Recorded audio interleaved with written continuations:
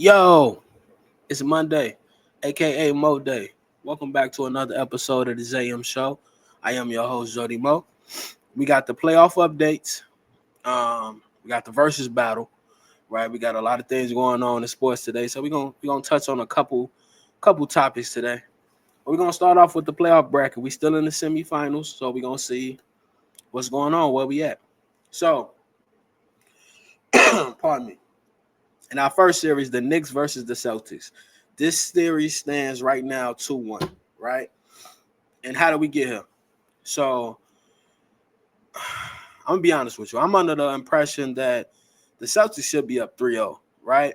But shout out to the New York Knicks because they fought back in games 1 and 2, where the Celtics had a 20-point lead in both games, right? And they blew them. Jason Tatum, Jaylen Brown, for whatever reason, they haven't been able to close games out. Some people say they taking too many threes. The team not responding the way they should be responding, but they responded in game 3. And they ended up beating the Knicks by 25, 22, 20. It was one of them. It was a 20-point win. But yeah, so in that series, it's just the Celtics have to take care of business. Shout out to the Knicks for being up 2-1.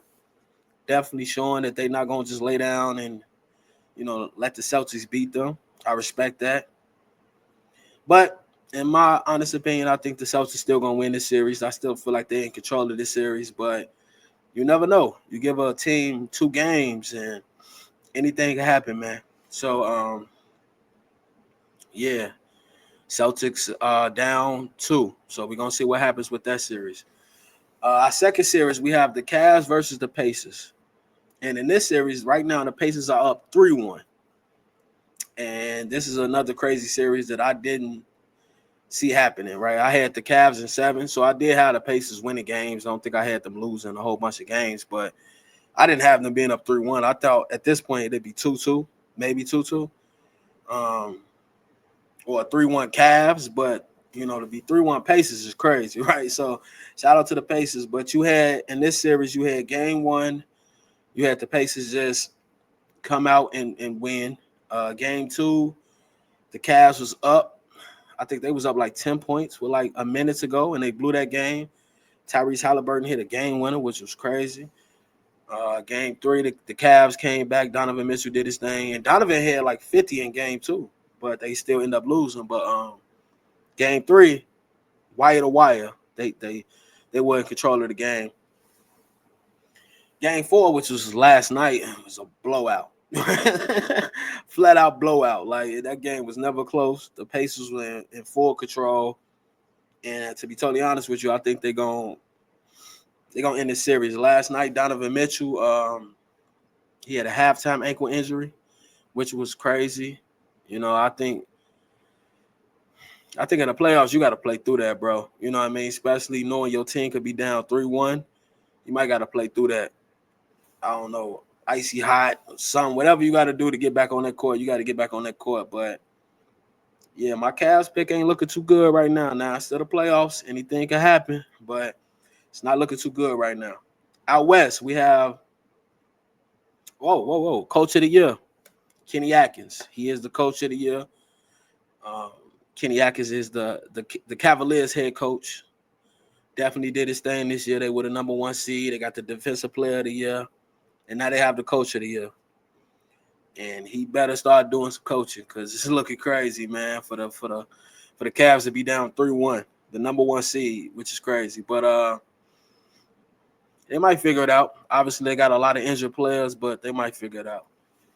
Now, out west, we have the Warriors versus the Wolves. Now, this series is right now 2-1, and I think they play tonight, but it's 2-1 right now in the Wolves' favor. Warriors come out still game 1. Steph gets hurt in game 1. They call it a hamstring, and there's no guarantee Steph gonna come back. Hamstrings ain't an injury that you just like wake up one day and it's cool. That usually takes some time to, get back better because your hamstrings is a part of your acceleration. It's a part of your irk and jerk. It's a part of all that, right? If your hamstrings are messed up, then you basically You got no movement, right? Left, right. You got none of that movement. So it's a good chance we don't see Steph again.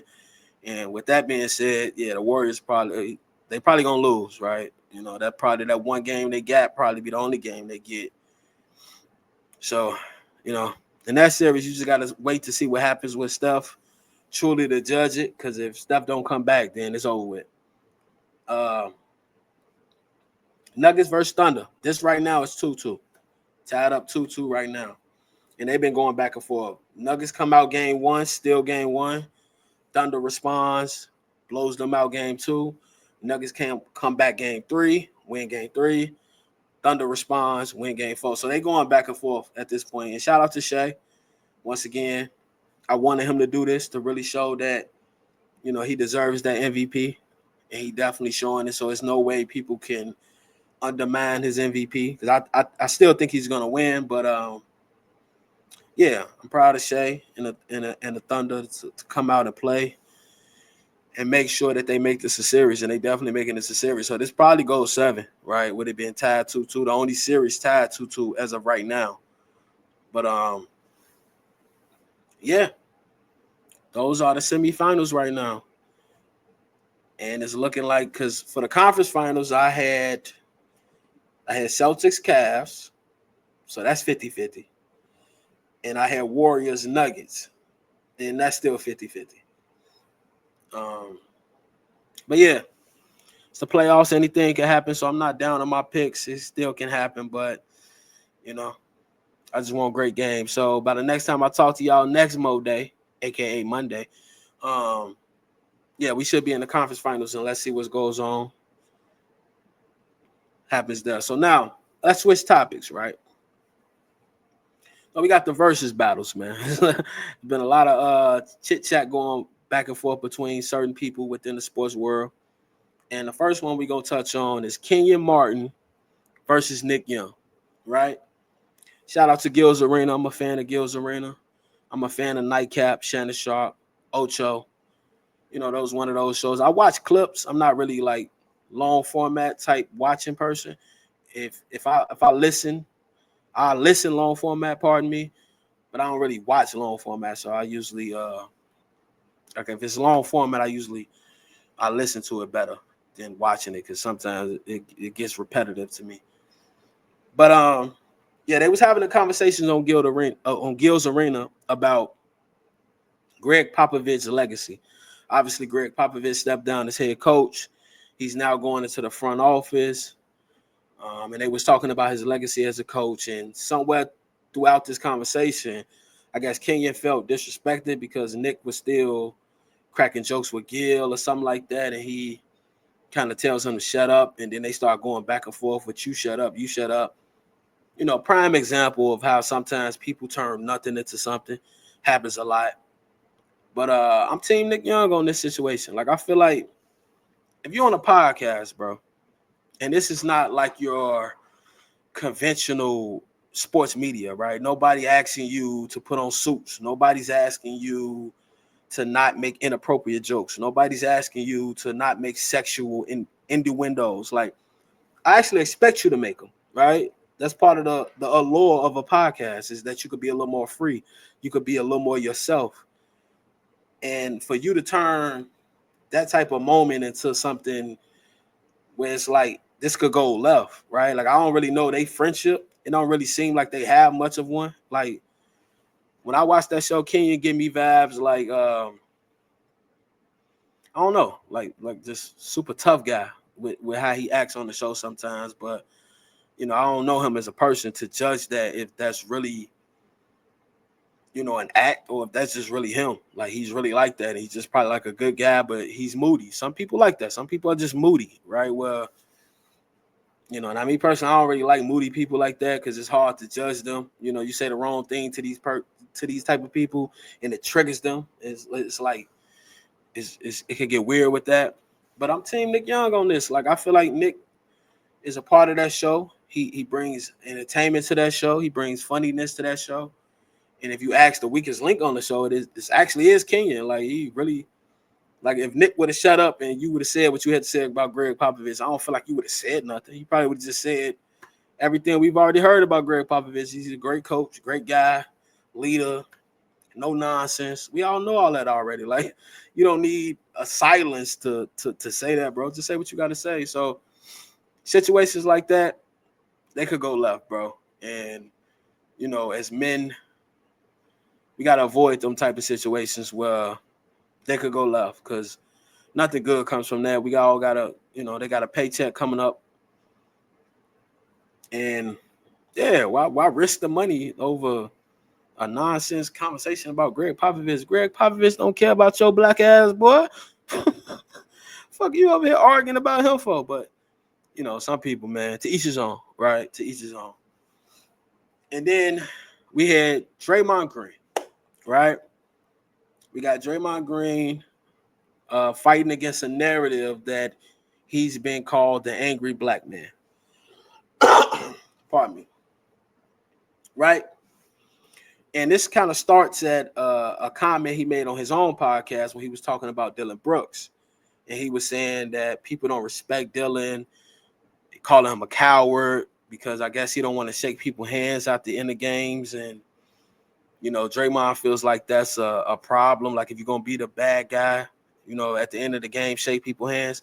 And I respect that. Here's the only problem.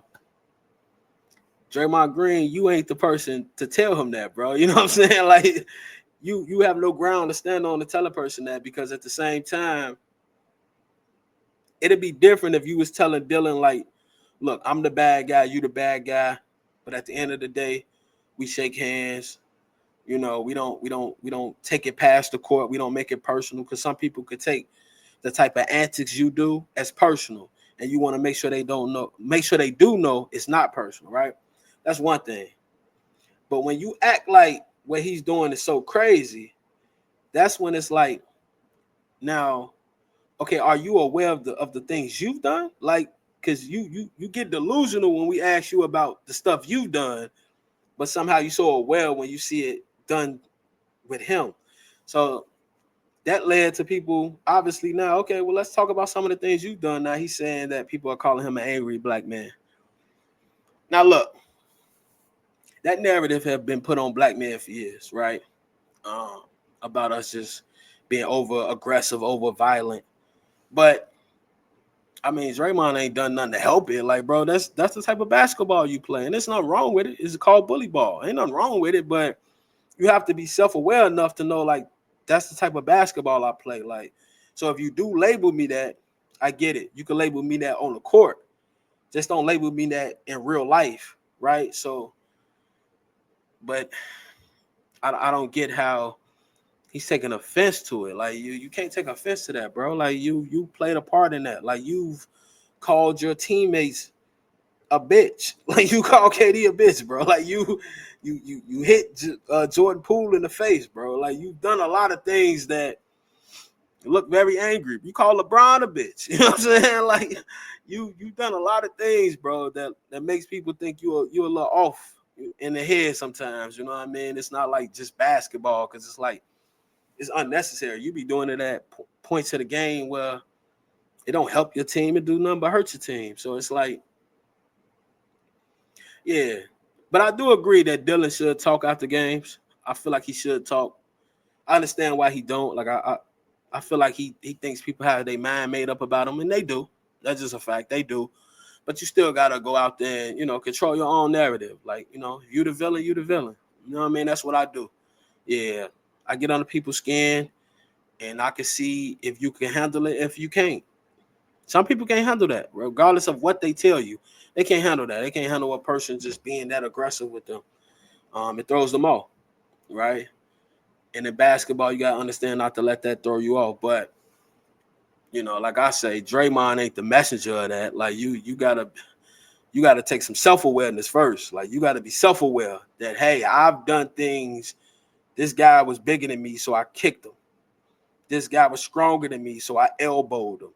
This guy was more finesse than me, so I tripped him. Like, you got to be aware of the things you've done first before you start throwing stones at other people, because nobody's going to respect that, bro. Like, tell me what you done wrong first, and then we could talk about what I've done wrong. You know what I mean? So,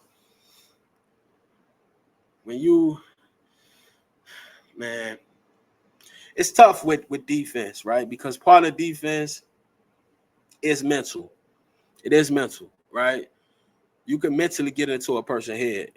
You can mentally throw a person off their game. So I never want to take that part away from the game because that is an advantage, right? If you're not mentally strong, you're just not mentally strong. And in a competition like basketball, that could help your team. So once again, it's just about self-awareness, right? Dylan got to be self-aware. Draymond got to be self-aware. Kenyon got to be self-aware. Like they all like the same person. Like they all do kind of the same tactics. Like, cause even when you go back to Kenyon, like he's done things like that with other people on that show where he just get tough out of nowhere. So it's like you can't be sensitive and then be tough. Like you gotta make up your mind. If you tough, you tough. If I'm tough, it's just like, he want to laugh, bro. You done? Okay. Can I say what I got to say? Thank you. That's a tough guy. A tough guy ain't stop. I'm not talking until he shuts up. Like that's sensitive, bro. Like, you know what I'm saying? Like, that's not tough, but it's like, it's just how people roll, man. So we can't take offense to it. It's part of sports. But yeah, that's everything within the topics. They still haven't announced MVP yet, which is crazy. It's like, come on, bro. It's second round of the playoffs. You gonna announce it by now? What's going on? What you waiting on? The finals? You know what I mean? But yeah, I expect Shea to win. So once again, it's Monday, aka Mo Day. Y'all can catch me here every Monday, right over here at the JM Show. And by the time I talk to y'all next, we should be in the conference finals, and I'll tell y'all which teams are there, which of my predictions came true. Well, I'm gonna tally them up right before the finals. You know what I mean? I don't want to keep telling y'all my predictions. Y'all know them if y'all been listening, but I'll tally it all up, see where I'm at right before we get to the finals, though. So, yeah, man, peace and love. Catch y'all next week.